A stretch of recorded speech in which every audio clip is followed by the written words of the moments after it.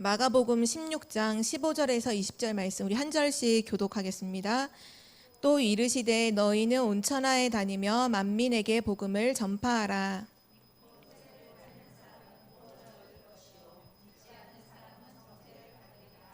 믿는 자들에게는 이런 표적이 따르리니 곧 그들이 내 이름으로 귀신을 쫓아내며 새 방언을 말하며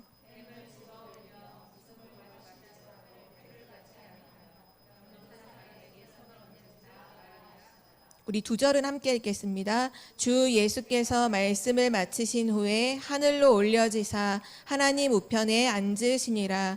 제자들이 나가 두루 전파할세 주께서 함께 역사하사 그 따르는 표적으로 말씀을 확실히 증언하시니라. 아멘. 오늘 말씀의 제목은 현장복음 메시지 61과고요. 왜 전도해야 하는가입니다.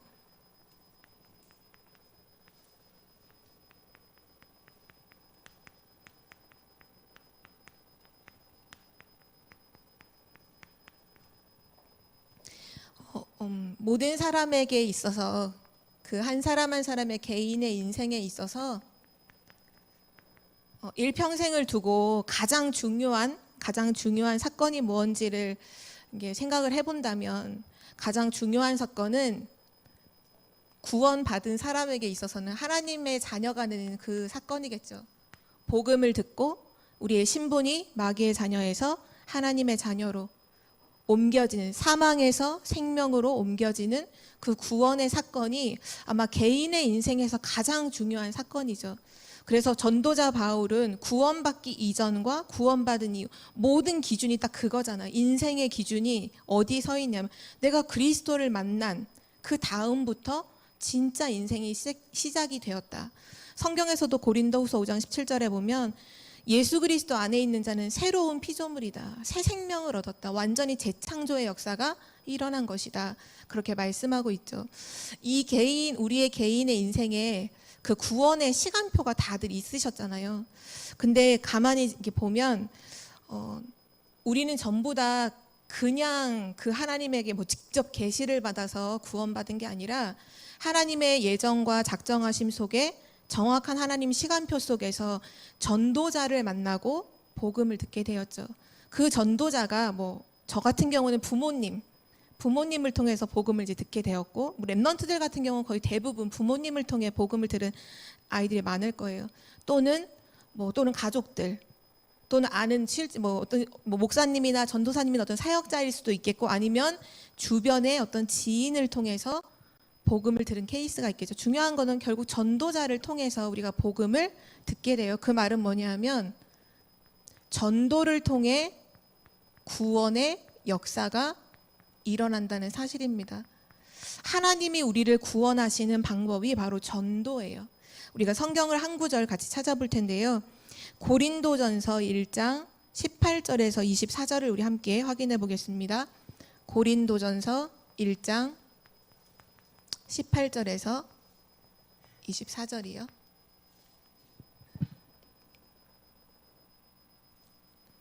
고린도전서 1장 18절에서 24절까지를 한 절씩 교독하겠습니다. 십자가의 도가 멸망하는 자들에게는 미련한 것이요 구원을 받는 우리에게는 하나님의 능력이라.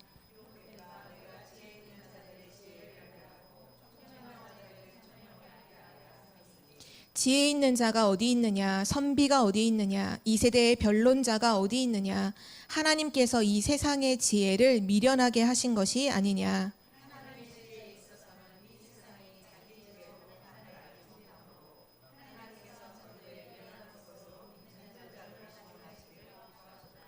유대인은 표적을 구하고 헬라인은 지혜를 찾으나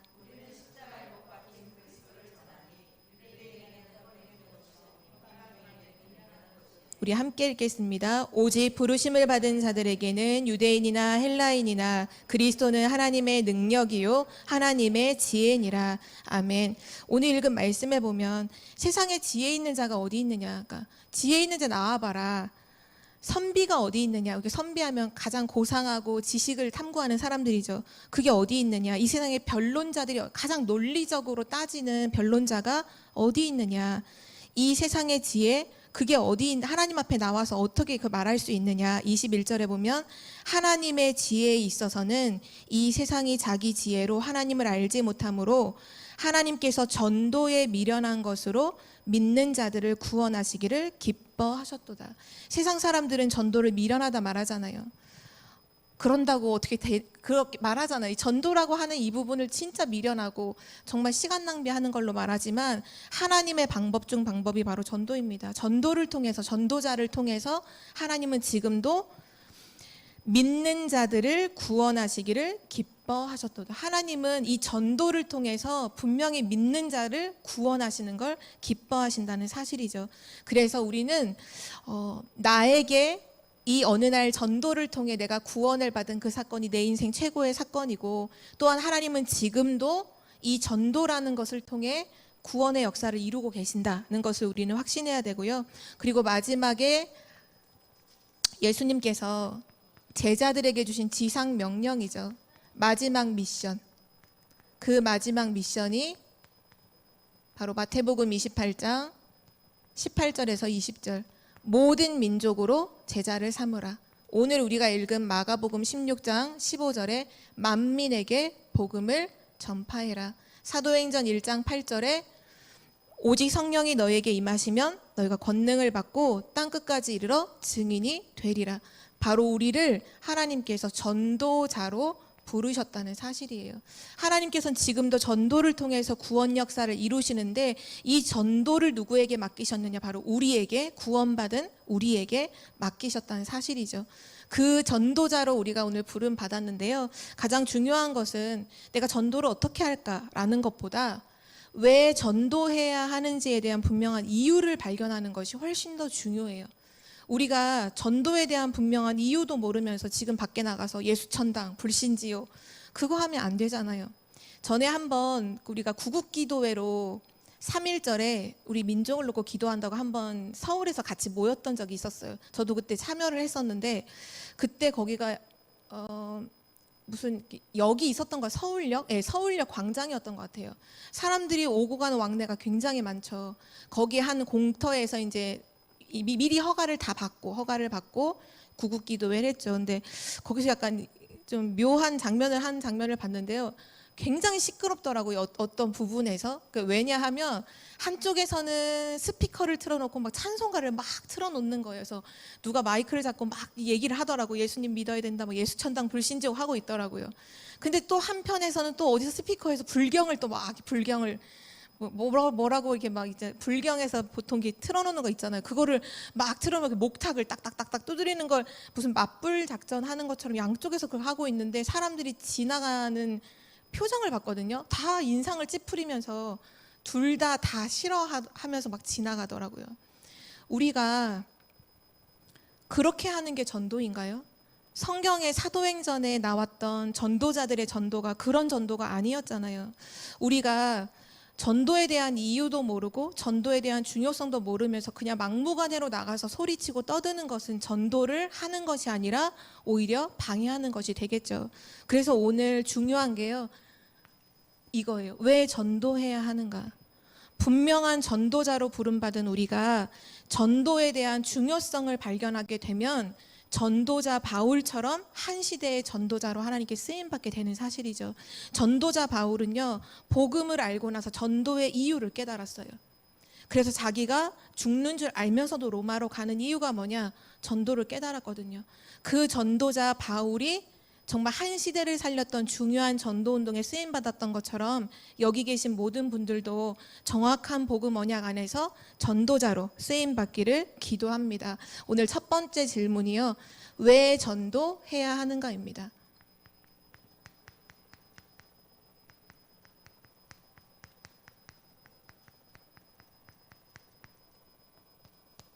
전도라는 건 무엇이냐? 전도는 열매를 맺는 거 이전에, 누군가가 몇 명이 영접하고 이게 중요한 게 아니라 그거 이전에 내가 주님을 향해 있다고 하는 그 증거가 바로 전도입니다. 우리 계속 말씀 듣잖아요. 하나님과 맞느냐 이거잖아요. 내가 237과 맞아지느냐가 중요하다고 말씀해 주셨죠. 지금 하나님의 그 방향과 내가 맞느냐 안 맞느냐가 뭐로 알 수 있느냐 하면 전도를 통해서 알 수 있어요. 마태복음 4장 19절에 예수님께서 제자를 부르실 때 이렇게 말씀하시죠. 나를 따라오너라. 나를 따라오라. 내가 너희를 사람을 낚는 어부가 되게 하리라. 사람을 낚는 어부가, 전도자로 너를 세우겠다. 이전에 중요한 게 뭐죠? 나를 따라오라. 하나님, 그리스도를 따라가는 거, 그리스도를 향하는 거, 그 방향을 맞추는 것이 바로 전도의 시작입니다. 그래서 열매 맺는 것 이전에 내가 하나님을 향하고 있다고 하는 증거가 이게 전도인 거죠. 그래서 지금 우리 삶에서 질문해 봐요. 지금 나의 삶의 방향은 무엇인가? 뭐 랩넌트들이라면 나의 지금 공부의 방향은 무엇인가? 내가 오늘 돈을 버는 목적, 방향이 무엇인가? 그것이 전도 때문이라면 나는 지금 하나님과 맞는 거죠. 하나님이 우리에게 응답을 주실 수밖에 없는 거예요. 하나님과 방향이 맞을 때 어떤 일이 일어날까요? 사람을 낚는 어부가 되게 하리라. 전도가 되게 하리라는 건 무슨 말이냐면 하나님이 모든 문을 여신다는 거예요. 절대 밖에 나가서 우리가 시끄럽게 예수천당 불신지옥을 하면서 떠들 필요, 그게 아니라 정말 우리가 그리스도께 복음의 방향을 맞춰서 그 복음에 집중하고 있으면 하나님께서 문을 여신다는 사실이죠. 그것이 전도고요. 그래서 이와 비슷하게 요한복음 15장에 보면 포도나무 비유가 나오죠. 요한복음 15장 5절에서 7절에 보면 나는 포도나무요 너희는 가지니 라고 말씀하시면서 그가 내 안에 내가 그 안에 거하면 사람이 열매를 많이 맺나니 나를 떠나서는 너희가 아무것도 할 수 없습니다. 포도나무의 가지가 포도나무에 붙어 있기만 하면 열매를 맺는 것처럼 열매를 맺으려고 노력하는 게 아니라, 그게 중요한 게 아니라 뭐가 중요하냐? 지금 내가 포도나무이신 그 그리스도에 붙어 있느냐가 중요하죠. 그 가지가 만약에 꺾였다, 떨어졌다, 그럼 5만 가지 방법을 쓴다고 해도 열매는 맺을 수가 없는 거, 불가능한 거죠. 중요한 건 그리스도께 방향을 맞추는 거, 그리스도를 따라가는 거, 하나님과 함께하는 거, 그것이 전도의 시작이라는 사실입니다. 두 번째로 또 전도라는 건 무엇이냐? 전도는 인간에게 있어서 최고의 시간표가 구원이었다면 최악의 시간표는 하나님을 떠난 사건이겠죠. 최악의 상태로 인간을 만들어버린 이 사단의 세력을 꺾는 일이 바로 전도입니다. 사단을 꺾는 일이요, 전도예요. 이게 왜 이렇게 중요하냐면요, 사도행전 10장 38절에 보면 예수님께서 마귀에게 눌린, 하나님이 나사렛 예수께서 하나님이 나사렛 예수에게 성령과 능력을 기름 붓듯 하셨음에 그가 두루 다니시며 선한 일을 행하시고 마귀에게 눌린 모든 사람을 고치셨으니 이는 하나님이 함께 하셨습니다. 이 말씀에 보면 모든 사람들이 지금 어떤 상태냐면 마귀에게 눌려서 병든 상태에 지금 현장에 사람들이 놓여 있고요. 또 요한일서 3장 8절에 보면 죄를 짓는 자는 마귀에게 속하나니 마귀는 처음부터 범죄함이라. 지금 모든 사람들이 마귀에게 속해서 죄 가운데 빠져 있어요. 죄에 완전히 묶여 있어요. 근데 그 죄에 묶인 본질이 뭐냐? 마귀에게 속했어요. 그래서 자기 힘으로 안 되는 거죠. 또 에베소서 2장 2절에 보면 그때 너희는 그 가운데서 행하며 이 세상 풍조를 따르고 공중의 권세 잡은 자를 따랐으니 곧 지금 불순종의 아들들 가운데서 역사하는 영이라. 지금 공중의 권세 잡은 이 사단을 지금 따르고 있어요. 세상의 모든 사람들이요. 마귀에게 눌리고 마귀에게 속하고 그 사단을 따라가고 있는 그 속에서 누구도 빠져나올 수 없는데, 전도라는 건 뭐냐? 바로 사단을 꺾는 일이 전도이기 때문에 우리는 전도를 해야 되는 것이에요. 사단이 그래서 전도를 두려워하죠. 그래서 전도를 자꾸 오해시키고 못하도록 속이는 이유가 여기 있습니다. 또한 세 번째, 또 전도라는 건 무엇이냐? 전도는 하나님의 최대 관심을 끄는 하나님의 최대 관심사가 바로 전도입니다. 하나님은 지금도 부활하셔서 하늘을 송천하셔서 하늘 보좌의 우편에 앉아 계시죠. 그리스도는 지금도 보좌의 우편에 앉아 계시죠. 그런데 사도행전 7장에 보면 그 하나님의 우편에 앉으신 게 아니라 서신 것을 보았다라는 기록이 나오거든요. 사도행전 7장 56절에서 60절에 보면 스데반 집사님이 마지막이면서 처음이자 마지막으로 복음을 증거하는 장면이 나와요. 이때 성경은 뭐라고 기록하고 있느냐? 56절을 보면요. 말하되 보라 하늘이 열리고 인자가 하나님 우편에 서신 것을 보노라 한대. 스데반이 복음을 증거하다가 하늘을 보니 하늘문이 열리면서 하나님이 보좌 우편에 서셔서 그 복음 증거하는 스데반을 보시는 걸 확인하는 거죠. 이 얘기를 하니까 57절에 그걸 듣고 있는 이스라엘 백성들이 하나님 앞에서 회개를 하는 것이 아니라 도리어 이를 갈죠. 그들이 큰 소리를 지르며 귀를 막고 일제히 그에게 달려들어 성 밖으로 내치고 돌로 칠세. 증인들이 옷을 벗어 사울이라 하는 청년의 발 앞에 두니라. 그들이 돌로 스데반을 치니 스데반이 부르짖어 이르되 주 예수여 내 영혼을 받으시옵소서 하고 무릎을 꿇고 크게 불러 이르되 주여 이 죄를 그들에게 돌리지 마옵소서 이 말을 하고 자니라. 성경에 하나님의 최대 관심이 뭐냐면요, 하늘 보좌에 계신 그분이 서셔서, 우리 전에 메시지에서는 응원하신다 그렇게 표현하셨잖아요. 하나님이 누구를 응원하시느냐?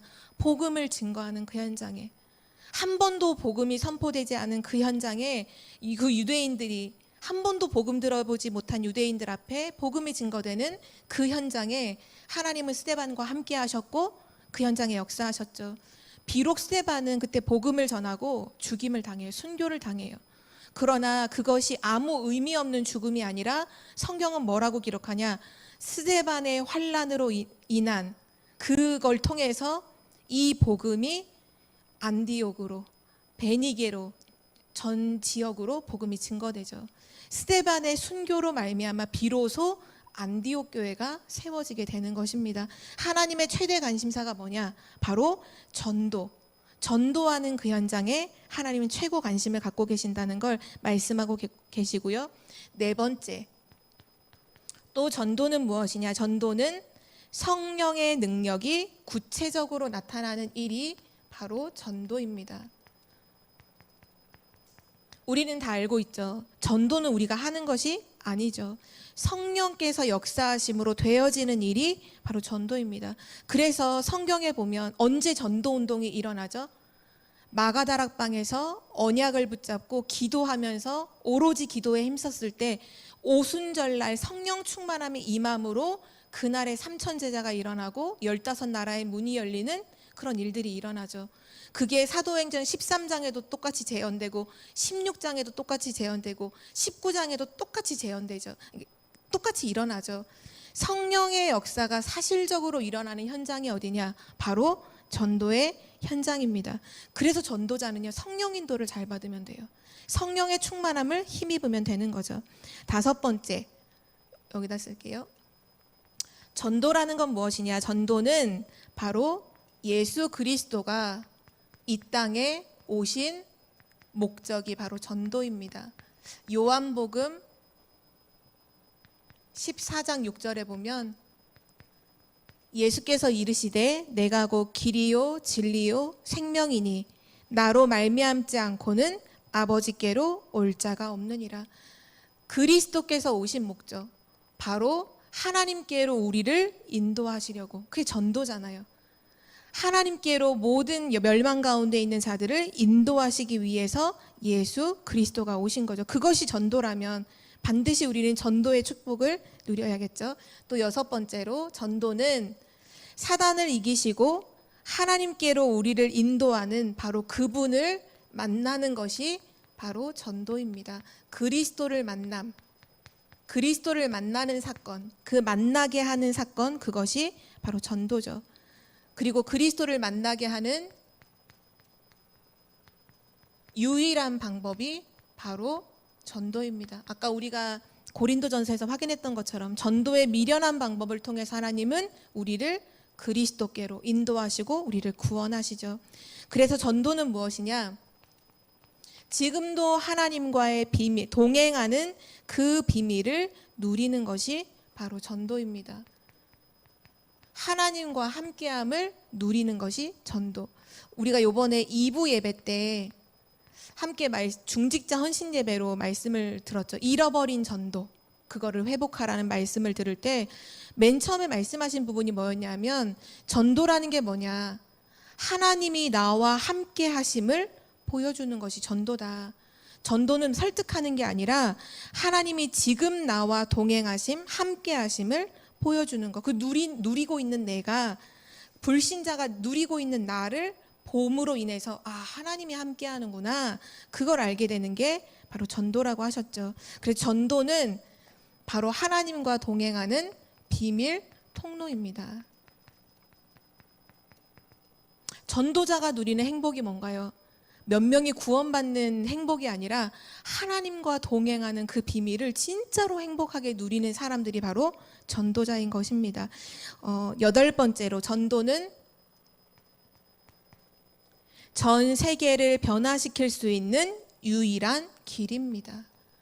세계를 변화시킬 수 있는 유일한 길이요, 바로 전도예요. 저희가 지난주에 함께 오직 여호와를 앙망하는 자는 새 힘을 얻을 것이다 라고 하면서 우리는 한계가 있지만 하나님은 한계가 없으시다는 말씀을 같이 나눴죠. 그때 우리가 함께 세상의 방법도 한계가 있다고 했어요. 세상의 모든 교육이라든지 철학, 정치인들은 정치를 통해서 세상을 변화시킬 수 있다 말하잖아요. 그러나 그 어떤 것으로도 세계를 변화시킬 수가 없어요. 왜 그럴까요? 재앙을 막을 수 없잖아요. 사단을 이길 수가 없잖아요. 운명을 바꿀 수가 없거든요. 정치를 아무리 잘해도 사단을 이길 수가 없어요. 성경은 뭐라고 오히려 말씀하시냐? 정사와 권세를 움직이고 있는 존재가 바로 사단이다. 그 어떤 교육도 학생들 개인의 운명을 바꿔줄 수는 없어요. 영적 문제 해결 안 돼요. 성공을 위해서 조금 성적을 높이 맞을 수 있는 건 할 수 있죠. 그러나 인간을 변화시킬 수는 없어요. 세상을 변화시킬 수 있는 유일한 한 가지가 바로 복음이고, 그 복음을 증거하는 전도라고 성경은 말씀하고 계시고요. 9번째, 전도는 뭐냐? 전도는 하나님의 참된 축복을 받는 길이다. 하나님의 모든 축복을 받는 길이 바로 전도라고 성경은 말씀하고 계십니다. 우리 마가복음 10장을 한번 찾아볼게요. 마가복음 10장 29절에서 30절을 함께 찾겠습니다. 마가복음 10장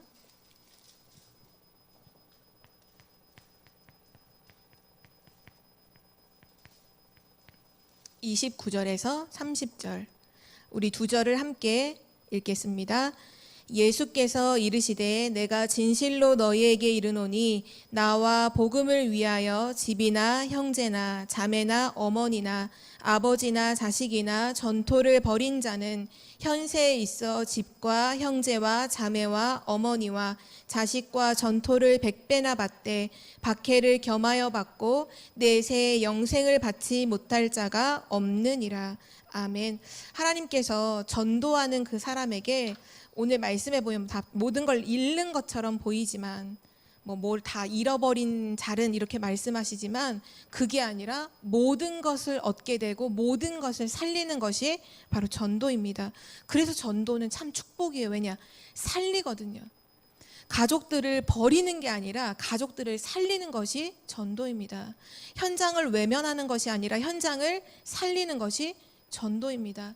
세상에는 모든 사람들을 유익하게 한다고 말하지만 그 모든 방법들이 실제로는 사람을 병들게 만들잖아요. 세상을 병들게 만들죠.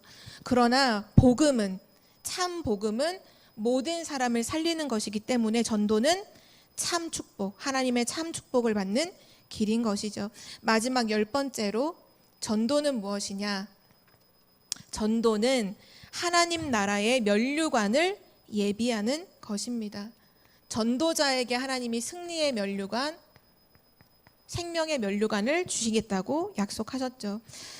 고린도후서 5장 9절에서 10절에 보면요, 이렇게 말씀하고 계시는데요. 그런즉 우리는 몸으로 있든지 떠나든지 주를 기쁘시게 하는 자가 되기를 힘쓰노라. 이는 우리가 다 반드시 그리스도의 심판대 앞에 나타나게 되어 각각 선악간에 그 몸으로 행한 것을 따라 받으려 함이니라.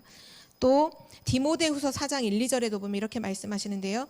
하나님 앞과 살아있는 자와 죽은 자를 심판하실 그리스도 예수 앞에서 그가 나타나실 것과 그의 나라를 두고 엄히 명하노니 너는 말씀을 전파하라.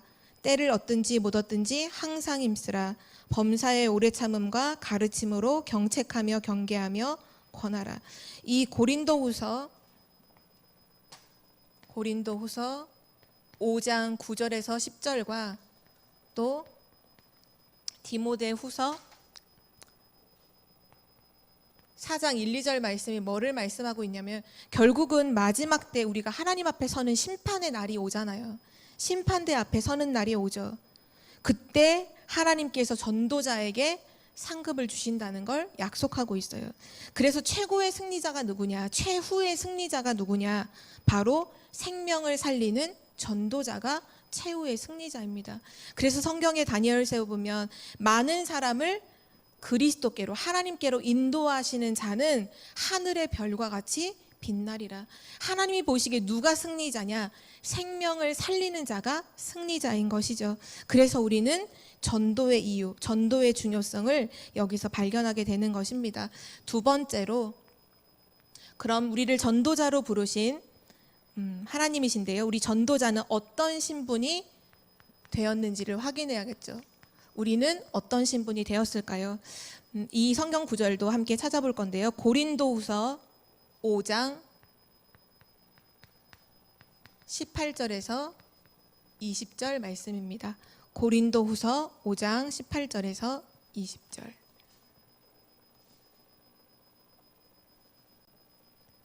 고린도후서 5장 18절에서 20절까지를 우리 한 목소리로 함께 읽겠습니다. 네, 고후 5장 18절에서 20절 함께 읽을게요. 모든 것이 하나님께로서 났으며 그가 그리스도로 말미암아 우리를 자기와 화목하게 하시고 또 우리에게 화목하게 하는 직분을 주셨으니 곧 하나님께서 그리스도 안에 계시사 세상을 자기와 화목하게 하시고 그들의 죄를 그들에게 돌리지 아니하시고 화목하게 하는 말씀을 우리에게 부탁하셨느니라. 그러므로 우리가 그리스도를 대신하여 사신이 되어 하나님이 우리를 통하여 너희를 권면하시는 것 같이 그리스도를 대신하여 간청하노니 너희는 하나님과 화목하라. 아멘. 하나님께서 전도자인 우리에게 어떤 신분을 주셨냐면요, 화목하게 하는 직분을 주셨다고 오늘 말씀하고 계시죠. 화목하게 하는 직분.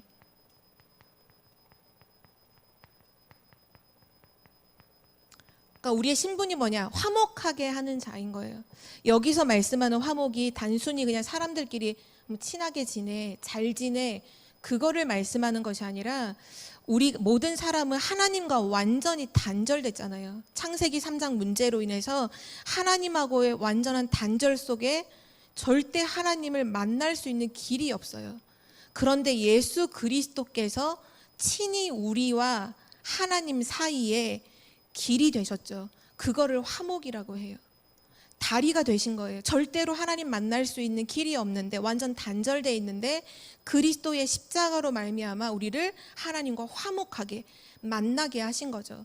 근데 이제 우리를 그리스도께서 그 하신 그 똑같은 일을 우리에게 주셔서 우리로 화목하게 하라는 건 사람들하고 잘 지내는 그걸 말하는 게 아니라 그 사람이 하나님과 만나도록 하는 다리 역할을 하도록 우리에게 이 직분을 주셨다는 거예요. 그래서 오늘 20절에 보면 놀라운 말씀을 하시는데요. 우리가 이렇게 나와요. 그러므로 우리가 그리스도를 대신하여 사신이 되었다. 그리스도의 대사라는 거예요. 우리가 그리스도의 대사. 그리스도를 대신하여 보냄을 받은 사람. 그 사람이 누구냐? 바로 전도자가 그렇다는 거예요. 하나님께서 그리스도 안에 모든 축복을 다 주셨잖아요. 그 모든 축복과 권세를 가지고 세상을 살리는 사람이 바로 우리들인 것입니다. 하나님을 떠나 있는 모든 사람들을 하나님께로 인도하는 바로 그 역할, 그리스도의 대사. 그래서 그 하반절에 이렇게 말씀하죠. 그리스도를 대신하여 사신이 되어 하나님이 우리를 통하여 너희를 권면하시는, 하나님이 우리를 통해서 사람들을 이제 권면하여 생명 살리는 일을 하신 것 같이 그리스도를 대신하여 간청하노니 너희는 하나님과 화목하라. 늘 하나님과 화목하고 함께하라. 그리스도의 대사. 이것이 우리의 신분입니다. 전도자의 신분은 뭐냐? 그리스도의 대사. 앞으로 전도자로서 나의 신분이 뭐냐? 나의 신분을 누린다고 할 때는 뭐를 딱 떠올리시면 되냐? 그리스도의 대사. 아, 나는 그리스도의 대사다. 그리스도를 대신하여 보내심을 받은 사람이다. 그렇다면 우리가 뭘 말해야 될까요? 내 말을 하면 안 되잖아요. 그리스도를 대신하여 보내심을 받은 사람이라면 그리스도의 그 삼중직을 전달하는 대사로 서야겠죠. 그래서 우리가 올해 원단 말씀에서 그리스도의 삼중직의 대사라는 말씀이 거기서 나오는 거예요. 누구를 만나든지 우리 정체성이 뭐냐? 하나님의 우선 자녀죠. 하나님의 자녀요, 그리스도의 대사인 것입니다. 하나님께서 우리를 보내셨어요. 그리스도의 대사로. 그리스도와 같이 이 세상을 살리는 사람으로. 그래서 우리의 입술을 통해서 고백할 말은 다른 게 아니라 그리스도께서 모든 문제를 끝내셨다. 참 선지자, 참 제사장, 참 왕. 믿음으로 하나님의 자녀가 되는 것임을 전달하는 사람이죠. 화목해 하는 사람이죠. 하나님과 원수되어 있던 모든 것을 화목해 하는 사람이죠. 마지막 세 번째로 전도자의 일을 분명히 우리에게 맡겨주셨는데 이 전도자의 일을 소홀히 하면 어떻게 될까요?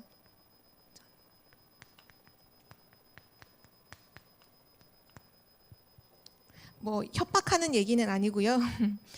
이 성경에 보면 우리를 전도자로 불러주셨는데 그거를 소홀히 했을 때에 대한 말씀이 세 구절이 나와요. 에스겔서 3장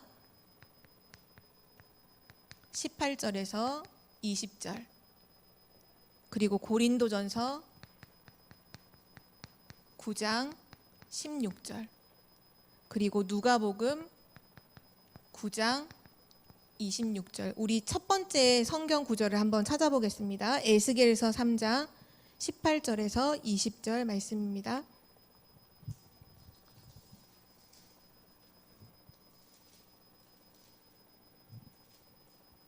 18절은 제가 읽고 19절은 성도님들 같이 읽으시고 20절은 같이 그렇게 읽겠습니다. 제가 먼저 18절 읽을게요. 가령 내가 악인에게 말하기를 너는 꼭 죽으리라 할 때에 내가 깨우치지 아니하거나 말로 악인에게 일러서 그의 악한 길을 떠나 생명을 구원하게 하지 아니하면 그 악인은 그의 죄악 중에서 죽으려니와 내가 그의 핏값을 너의 손에서 찾을 것이고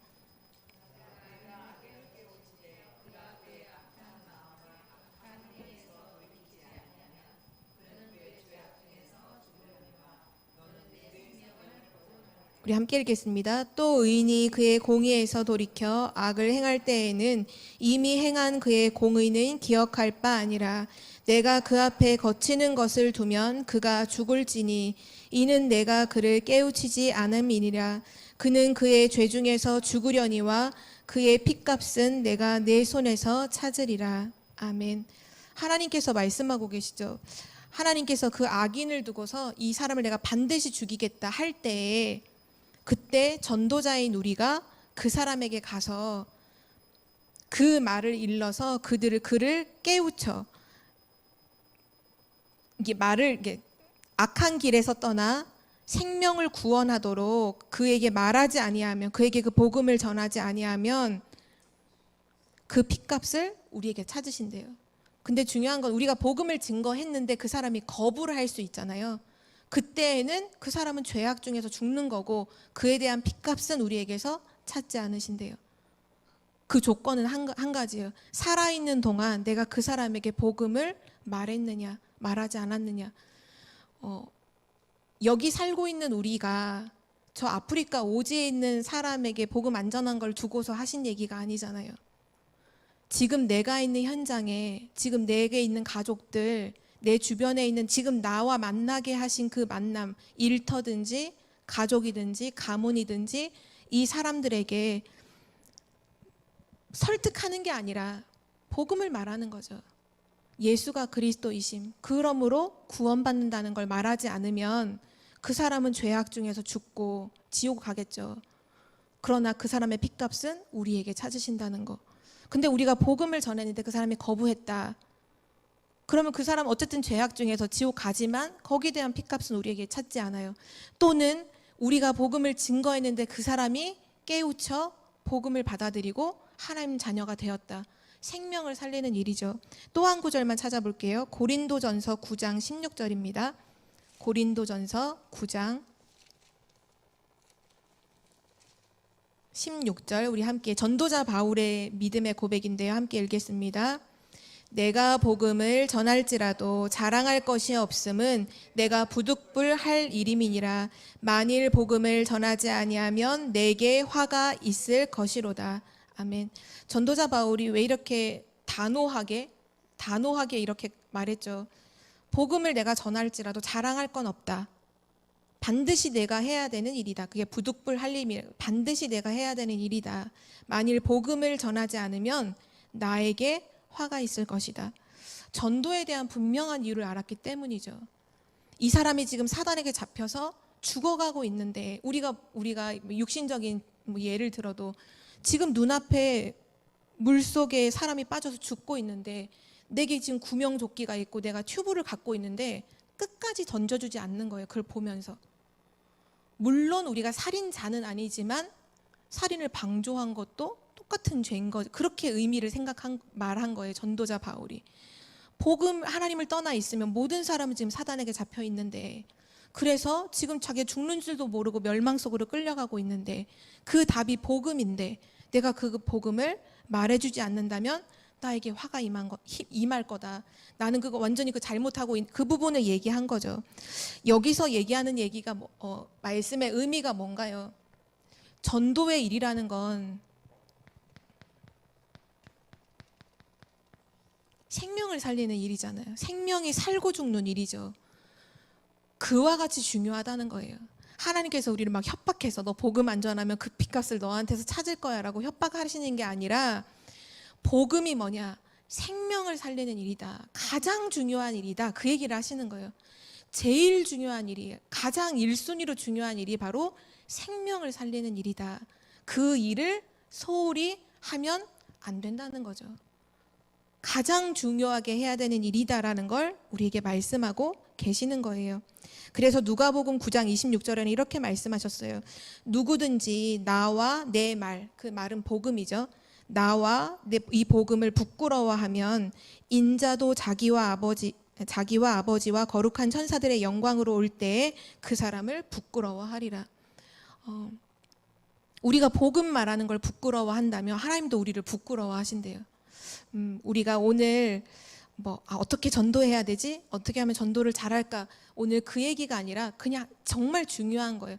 왜 전도해야 되는가만 알면 돼요. 이 복음 증거하는 것이 사단을 꺾는 일이구나.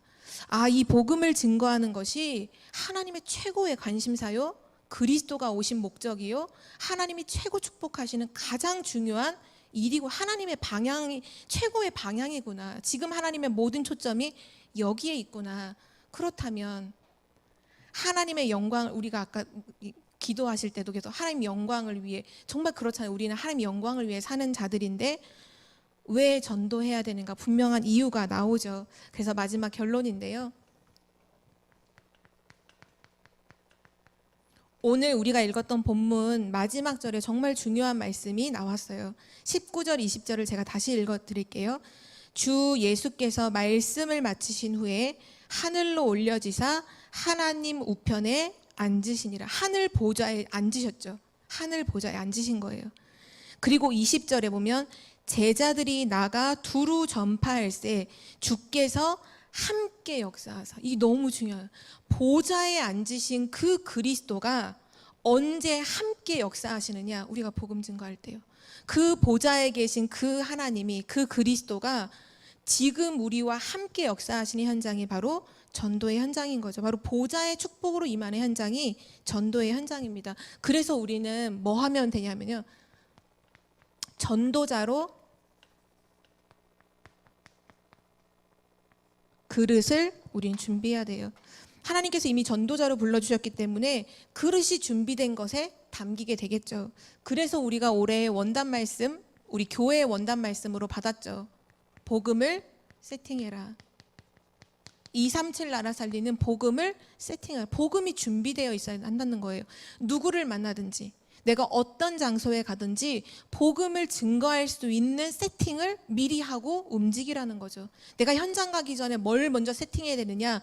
복음을 세팅하고 움직여야 돼요. 우리가 하루의 시작을 뭐로 해야 될까요? 복음을 세팅하는 것으로 하루를 시작해야 돼요. 왜냐? 우리의 현장은 하나님 떠나 있는 세상 현장이잖아요.